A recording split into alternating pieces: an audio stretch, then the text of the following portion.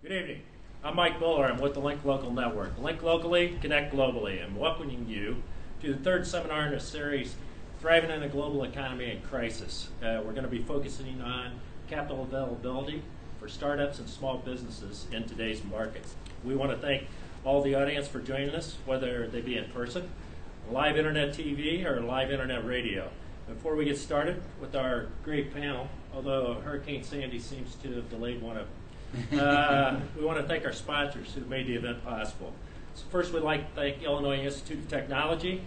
It's a national technological PhD granting research university with world-renowned programs in engineering, architecture, the sciences, humanity, psychology, business, law, and design.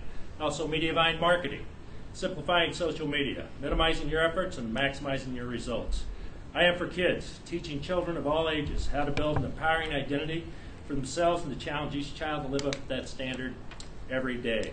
Via Strategy Group, they specialize in increasing the value of a client's firms by generating growth and improving profitability, innovative growth strategies, and customer experience. Also, Park Street Media, from concept to creation, experience in live webcasts, DVD authoring, commercials, cooking programs, and extreme sporting events. Park Street Media is ready to take your vision to the next level. Manditech, LLC, your destination for enterprise resource planning and accounting system needs. And ZipBoss, create, market, succeed, where powerful websites are born.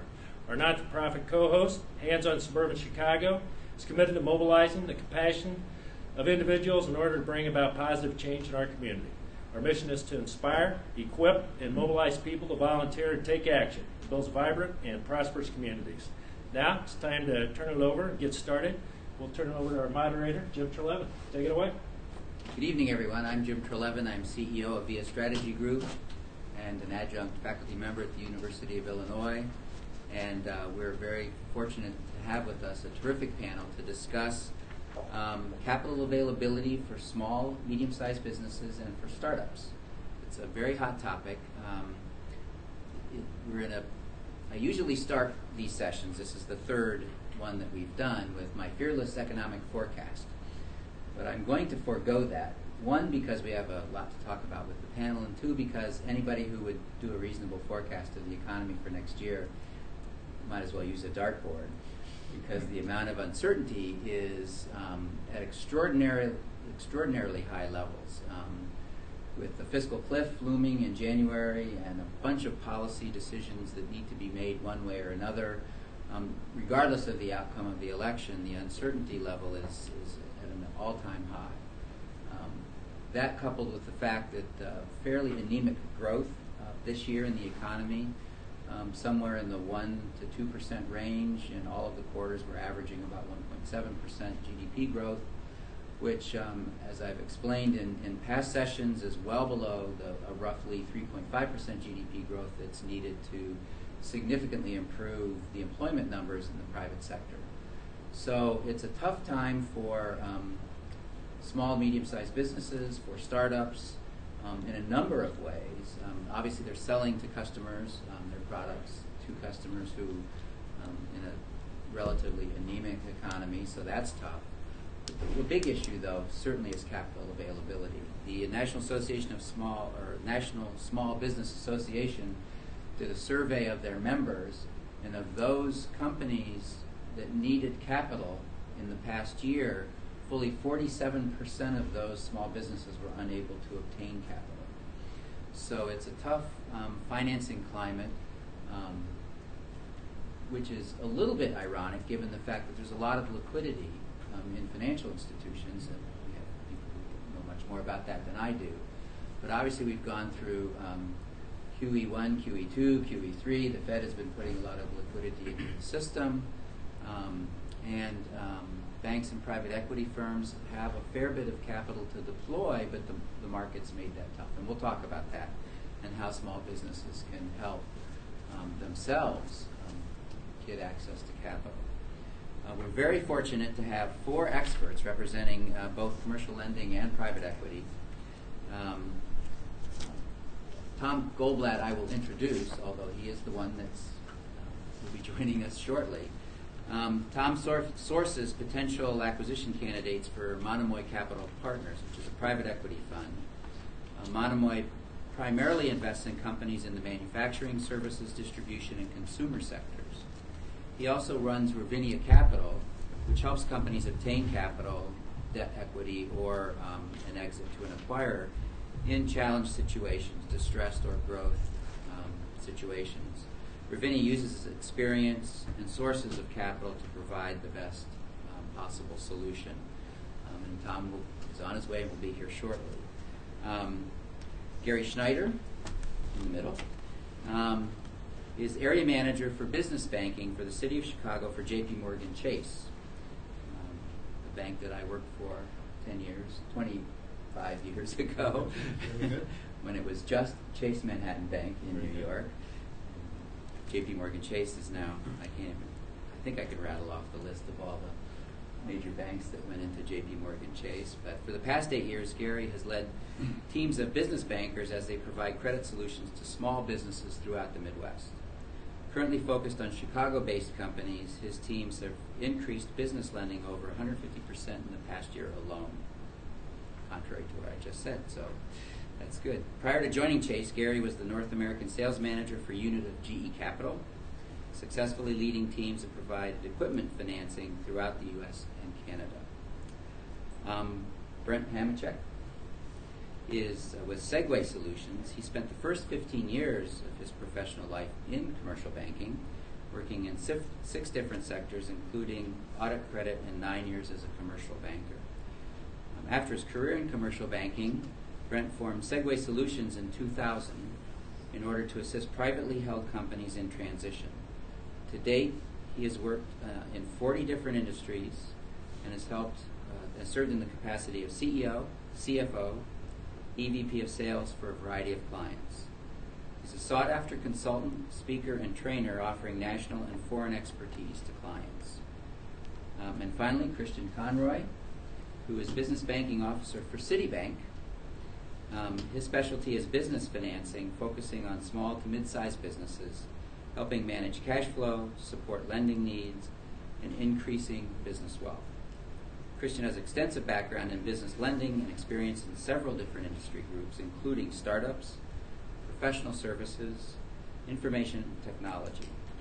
Citibank is a major international bank holding retail banking operations in over 150 countries, offering deposit lending, insurance, and investment products. So I really appreciate the 3 of you joining us this evening and taking time out of your busy schedules to see if we can help the audience here at IIT and the audience on the radio and on the video learn a lot about what they can do to help address their capital requirements. So my first question for all of you, and we'll start on the far right with Brent, and tell us a little bit about yourself from your perspective. I gave a quick overview, which I'm sure was inadequate.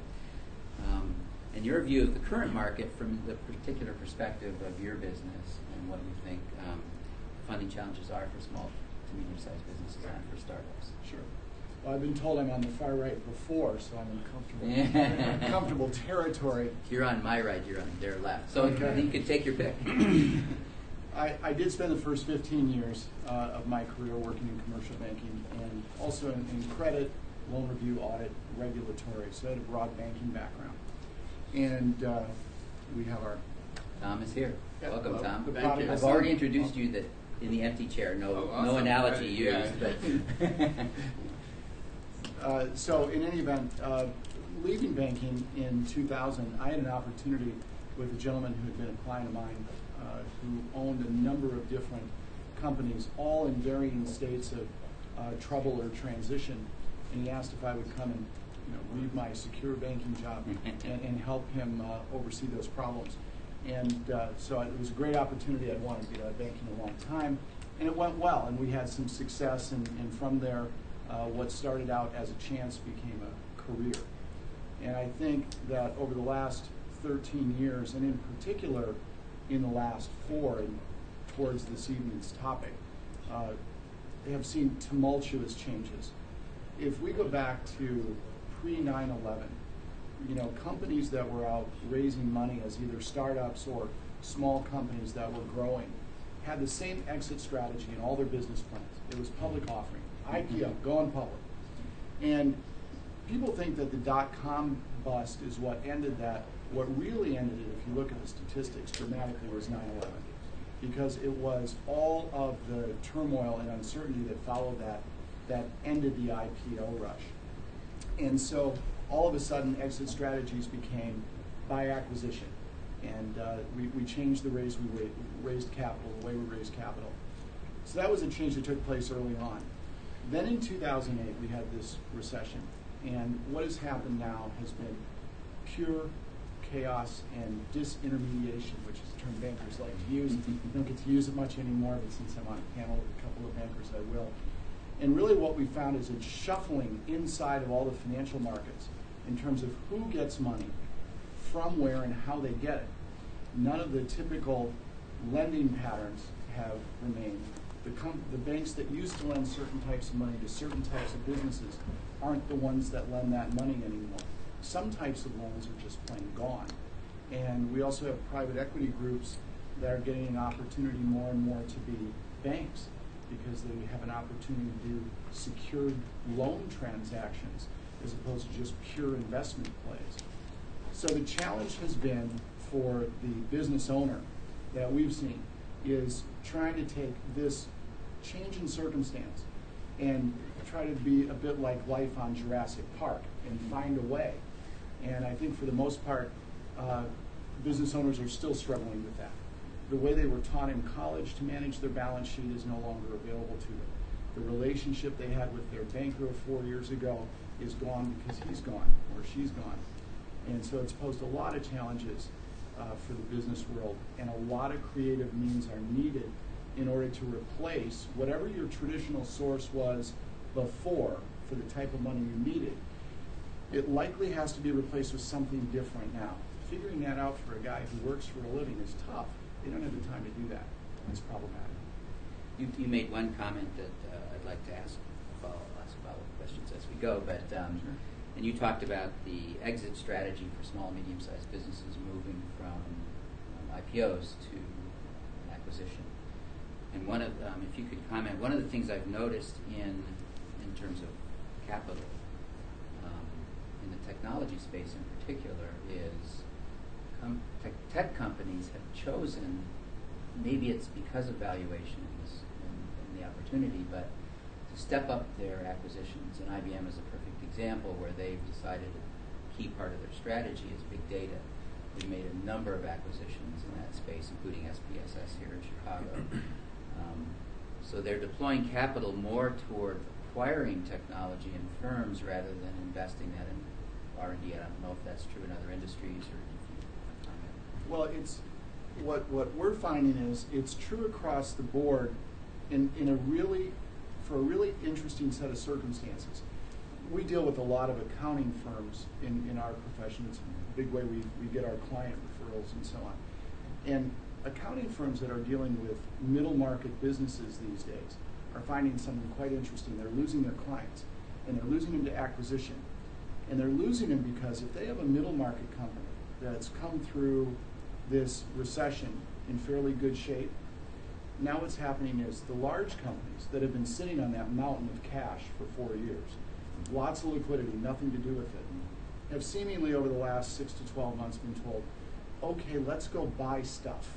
Let's grow in this vertical, and let's do it by making acquisitions. We have firms telling us that they have client companies selling for anywhere from 10 to 13 times EBITDA. These are insane multiples. I mean, it's crazy. It's not tied to any kind of real value. It's tied to the company being told, the large company being told to go spend money, and the owner of the company being sold sensing all that and saying, here's my price, and they're getting it. So it's a tale of two cities. The smaller guys don't have that opportunity, and the guys who are a bit bigger come through this a little bit healthy. They're getting very wealthy these days. We're seeing now a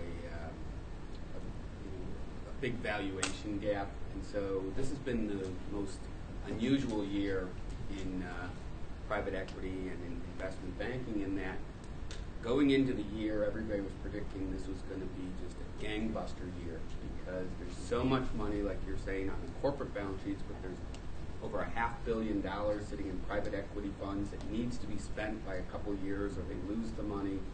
The banks, contrary to what a lot of people might read in the newspaper, the commercial banks are bending over backwards to make loans right now. They, particularly for larger companies in general, but a healthy company, there's just the world is their oyster, and they can line up the banks up and down the street, and they're lending them. Covenants are starting to be relaxed, and they're starting to see pricing is going lower and lower. So it's going, and also we have the fiscal cliff coming up. So 2010, the first time, it was a good year for acquisitions because everybody was getting nervous that the capital gains rate's going to rise, the personal tax rates. So this year was going to be great. It's been anything but. The amount of transactions have been down almost 50%. And it's very unusual, and it seems to be a couple reasons. One of them is the fiscal cliff and the uncertainty. So business owners seem to be hunkering down. They you see it in some of the macroeconomic data that come out, but since about August, July, they basically haven't been doing anything good or bad. They're not hiring a lot, but they're not firing a lot. They're not buying that new piece of equipment. They're not selling. They're just kind of waiting it out, seeing which way the wind blows. And so it's been an unusual year for in the transaction business. I think when the certainty comes, which probably won't be the election, but probably after the end of the year, I think people are going to say, okay, this is how it is, and I think we will start to see a lot of transactions. But there does seem to be, if you have a company that has positive EBITDA, particularly over $5 million, getting capital is extremely easy right now. It's for the ones that have had some trouble. For the smaller companies, it is not as easy, and they need help, and they have to be a little bit more creative about it. Yeah, you'd mentioned since financial markets operate on expectations, and we talked earlier before you came about the fiscal cliff and the potential impact that might have. And I would have expected in the deal market, and I look at it, to see a lot more deals trying to close by the end of this year. And I agree. I haven't seen that, and I don't I'm a little bit befuddled. There are some, for sure, who are trying to close by the end of the year, but not as many as I thought. I don't know what you think. Well, a lot of, I think, what I've been hearing anecdotally is that a lot of the business owners are sitting there and they're saying, okay, well, if I sell my company, and I've had this company for a long time, and I have a stream of income, I take a nice salary, and if they sell the company, what am I going to do with the money? Because now I'm going to put it into a T-bill, and it's going to earn less than 2%, and that maybe doesn't pay for their lifestyle. So instead, they decide to hold on and see kind of what comes. It doesn't make sense to me, and I try to help people sell companies or get capital or acquire their companies. So to me, it seems like a good time. If I see I'm going to go over a cliff, it doesn't mean things are going to get better. They seem to me they're going to get worse. But it seems like there's been a real drought of transactions going on. We just don't know how big the cliff is. Well, thanks, Tom, and welcome. Gary, your thoughts a little bit about where you're coming from. Sure. Well, it's interesting. I think both Brent and Tom were bringing up some interesting ideas and concepts. What a difference a decade makes. If you think back to late 1999, 2000, we had Y2K coming up. If you had an idea, you had a napkin, you had as much money being thrown your way as possible. Some of us actually lived through that period, and some of us realized that there was some crazy money being thrown at ideas that had no sense of it. And if you think of what was going on, the leveraging that was going on at that time was what really maybe put us on the precipice of these difficulties that we've been through. And so I think part of the point you were making, Tom, is why all these changes? Why all of this holdback today? And I think what we've seen is that our economy has resensitized business and individuals towards deleveraging what they have, get their balance sheets more in order. From a banking perspective, we're of course going to be more conservative than the guys who are lending on the private equity side.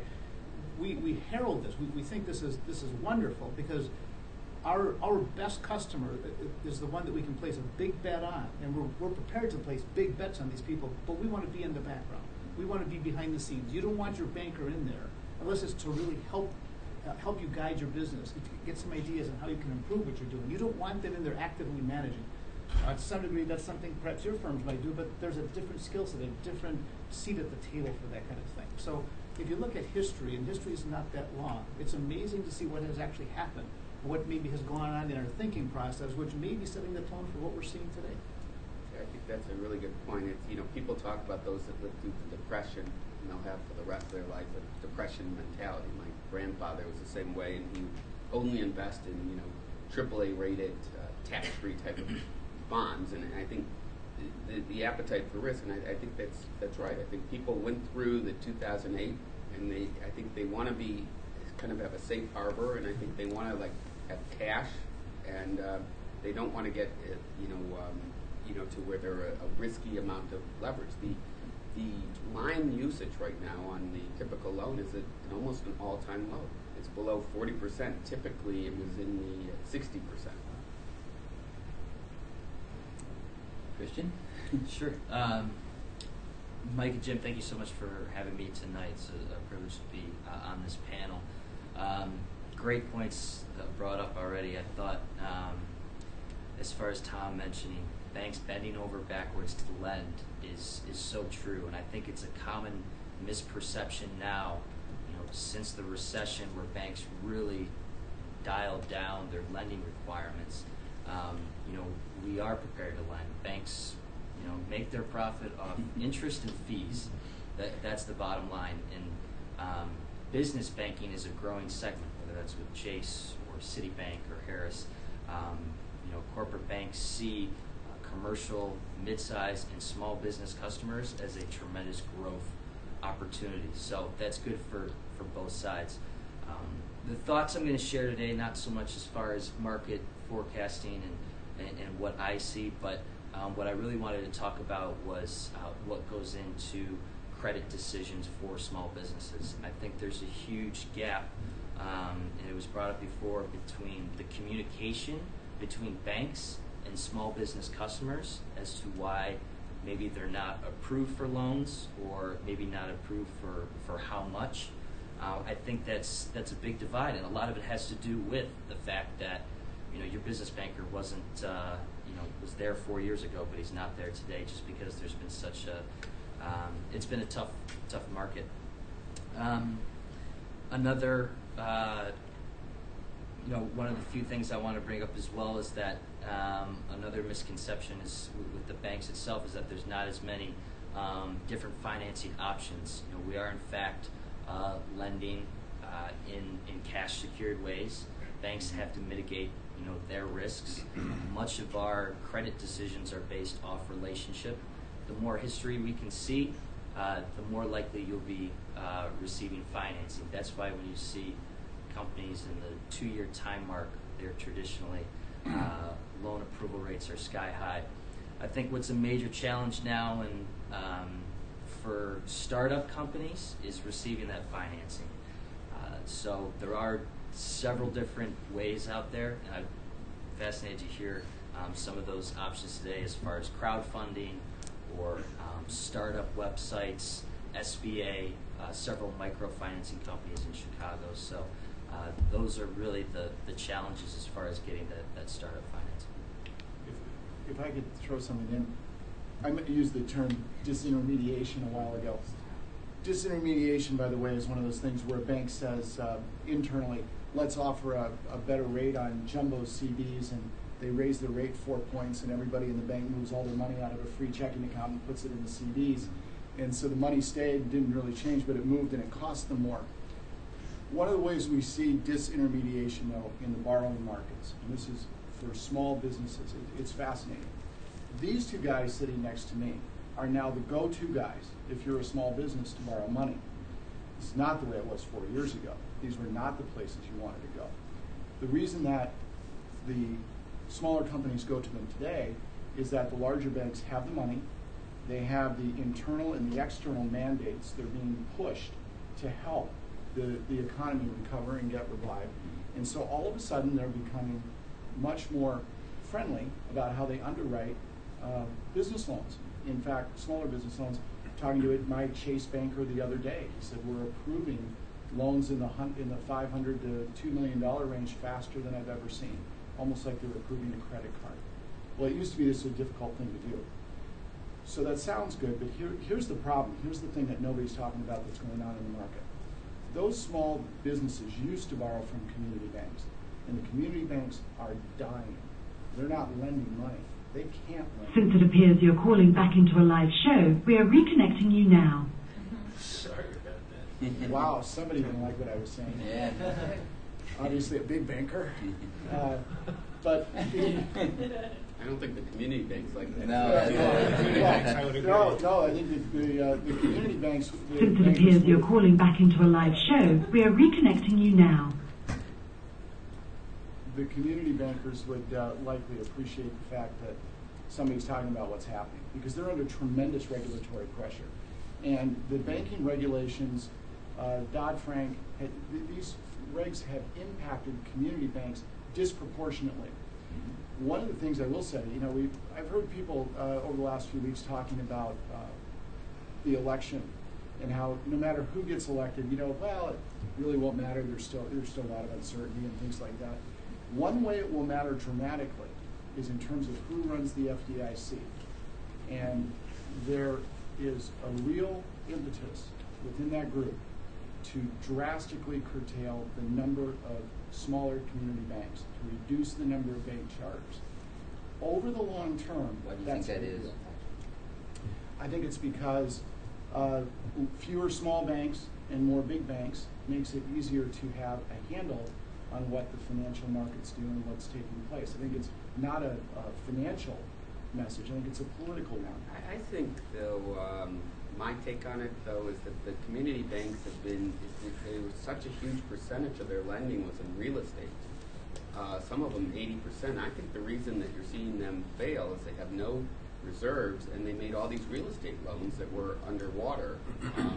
Whereas the larger banks had a less of a Since it percentage. appears you're calling back into a live show, we are reconnecting you now.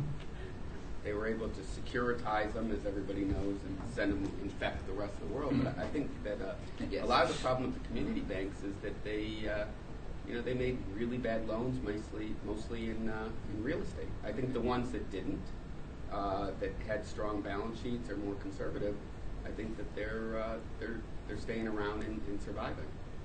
Well, they're surviving, but they're not thriving, and it's difficult. We live in this world of the community banker, and it's a very different world. And quite frankly, if I had a client tomorrow that was creditworthy and had revenue of $15 million and needed to borrow money, I wouldn't take them to anyone first and foremost in my community bank Rolodex.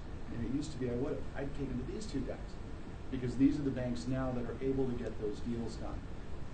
But with that comes the change in relationship with your banker and all those things that small business owners are used to having. Some excellent points being brought up. Let me just comment just a little bit. I would agree that there is and continues to be a role for the community bank. The ability to walk in, especially in smaller, underserved communities where the so-called larger banks don't exist, having that local relationship, understanding the importance of that community, very, very important for those people. And yet, regulation today has said you must have your balance sheets within certain ratios that the government has prescribed. So one element that we may keep in mind a week from Tuesday or coming up next Tuesday is how much government regulation do we want? Yet on the other point that you were making, Brent, you're also facing this big discussion about at what point is a bank too big to fail? So there's the other side of the spectrum. So you've got major discussion going on right now in the community. And one can argue that both those sides are probably correct and both sides are probably both incorrect. But on both cases, you have a tremendous amount of federal level regulation that are really dictating both of those. So it is really a matter that affects small business. It affects people in the communities. It affects people in big cities. It's not something that goes away. It really does affect us. And so to the degree we can at least understand that, we can vote more thoughtfully. And I would agree with Gary's thoughts as far as community banking. I always think it's going to have a role with small business customers because of what it is. It's community, it's relationship-based. For certain smaller businesses, I think it's a perfect fit. Where the community banks run into trouble is when these companies begin to expand and their needs and their demands change. And with banking nowadays making a strong push for technology, and I think Citibank as well as Chase have been at the forefront of that. The days of brick and mortar banking are coming to an end. I know I tell my customers, and I'm sure it's the same with Gary's team, is that you really don't have to come in anymore. You have remote check deposit. You can take a picture with your phone. You can do all these different things, and that gives you so much more time to manage your business efficiently. So I think that's where the major banks really have their advantage. What I see as the challenge for funding is I think as long as the company has collateral, receivables, inventory, or positive cash flow even, or even with a small loan, an SBA loan, for instance, which they raised from $2 to $5 million in the last couple of years, then the personal guarantee that's worth something, they can get a loan. But the more challenging situations are those that don't have enough of collateral. So we get a lot of those situations where people come to us when they're at Ravinia Capital when they're challenged to get capital. They can't get it at the standard banks. And if they have something good going, like a purchase orders coming from some customers, we can find them the capital, and it will come from alternative sources. It could be, the cheapest, even though it might be PO finances, factoring. It could be sub-debt. It could be mezzanine debt. It could be, some type of minority equity. It's tough to come by at the small level, and they have to have something demonstrated. Nobody's going to give them money if they just are kind of on kind of a plan. We always say that you can go to the 3 F's, which is the friends, family, or the foolhardy. Are your best bet for those type of things. But I find I want to hear the other panelists on this, but I find pure startups are tough. If they've got something going, then you usually can find them a solution. But if they're in the pure startup, they haven't really done much, but they just have a plan on paper, and they're coming looking for $3 million or $5 million. I think it's very tough to get that money, particularly in maybe you can do it in Silicon Valley, but I think here it's very hard. And I always recommend to people, and I try to make the calls a short one, but I try to recommend that they do some more bootstrapping and get to the point where they have some orders and some customers behind them. I say, also look at your natural lenders. What can you get from your vendors or your future customers? But it's very hard for a third party to come in when they really haven't done much yet and fund those type of deals. Just to comment on, I'm sorry. No, go ahead. To comment on that, you're absolutely 100% correct. You get the small business owner or the small business just starting up, and they feel that they have to offer 60 and 90-day terms to a very large company, which absolutely restricts all their working capital at the worst possible time. I mean, a brand new business can have virtually free money if they follow that recommendation. It's such a simple thing, and it doesn't cost anything for them to do that, but too many don't.